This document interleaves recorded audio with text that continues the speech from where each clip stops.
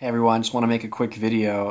Actually, it's 3:46 in the morning, very early, and I just got back from California, but for some reason I just couldn't go to bed. Just had a lot of thoughts going in my mind while I was traveling from California. And yeah, I just wanted to share something, a message for everyone. Since I want to be consistent Monday, Wednesday, Friday, I want to share something. And I guess today I wanted to share something on the idea of what if you're doing everything right in church. You're taking the sacrament, you're attending church, you're going to the temple, you're doing everything right in your mind as far as the Church of Jesus Christ of Latter-day Saints. But for some reason you feel like there's something missing. And I've actually talked to a lot of members of the church, and they always feel like they have this question, and it's a very simple question, is just, is this it? Is this all there is? Or when I go to the temple, it's starting to become redundant or monotonous. These words I'm actually listening to, and one of my mentors once told me is that you'll only receive what you bring to the table. So, for example, the temple experience that you'll have is according to what you bring to the temple, who you bring to the temple. Similar to the appreciation of the God who received sacrifices from prophets and loyal disciples, depends what type of sacrifice you brought. But God not only cared, for example, if you can only bring a dove or an animal that a peasant could, bring because of their poverty, similar to Christ at his time, he didn't, you can bring a smaller animal. It wasn't the actual animal that mattered, it's the heart behind the offer. And that's then that as a sacrifice, and that's how God would receive it. That determines also the peace that you would receive. So sometimes it's more of checking ourselves, and I've noticed that too. It's kind of like, what's my mindset before I go to church? What's my mindset before I go to the temple? And that's what determines the increase of spirituality. And so that's number one. And number two, Joseph once said when he was a child, according to Truman G. Matson video of his life, it's called On Sacred Grounds, that he said he started thinking outside the box. And Lucy Mack Smith, his mother, was talking about her other kids were actually more prone to books, while he wouldn't really peruse books at all. He was more into pondering, which is kind of interesting, is that one of the secrets of Joseph Smith is that he was a master ponderer, a master interrogator, questioner, someone that would want to know more through personal experience. And that was his DNA, and God worked through him because that DNA is exactly what Heavenly Father was looking for. Someone that would he couldn't go through education, so he had to go through a personal experience and visitation. Joseph Smith was the perfect conduit for revelation. And so, but one of the things he says, it doesn't make any sense that there's so much, I'm just paraphrasing his quote, and there's so much order in heaven and so much chaos on earth.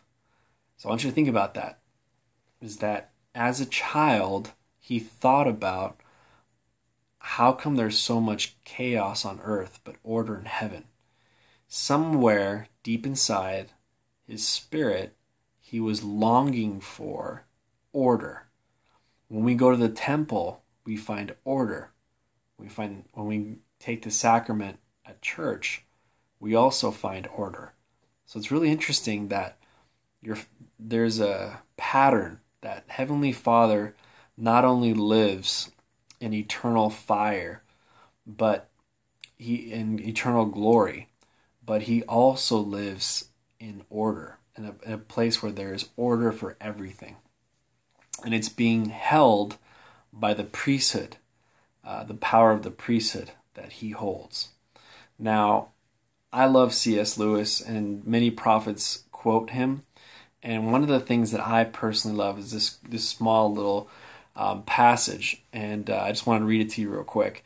It says, "In the same way, most mortals possess a longing for order that seems strange in a world of chaos." How can we long for something we never knew existed? Order is an eternal principle that feels like home and is part of what we knew in our premortal existence. Thus, I consider the longing for order that most of us experience is a form of homesickness. So, I would like to push a suggestion that if you're doing everything right, if you're doing sacrament, if you're living a gospel life, if you're doing everything you can to come closer to God, as far as covenants in the Church of Jesus Christ of Latter-day Saints, and as far as being very, very living a gospel life, trying. I mean, not saying you're perfect, because there's no one's perfect, but you're trying to become a better saint every day, becoming better than you were yesterday.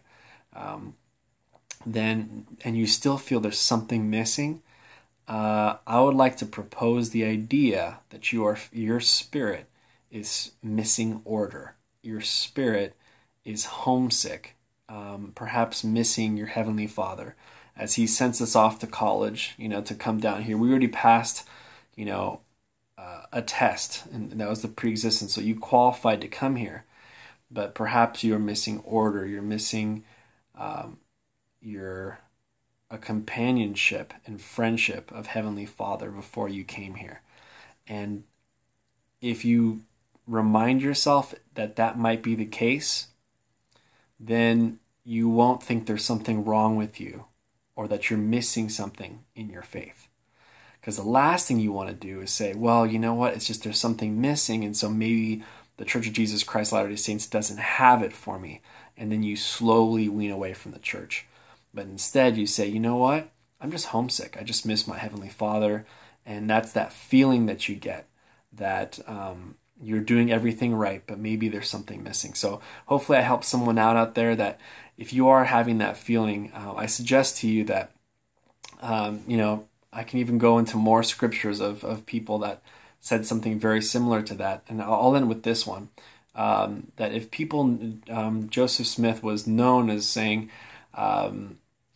that many of us have heard the statement made. This is what Truman G. Madsen once wrote, that many of us have heard the statement made and ascribed to either Joseph Smith or Brigham Young to the effect that if a person could see the glory of the celestial kingdom, that he would commit suicide to get there.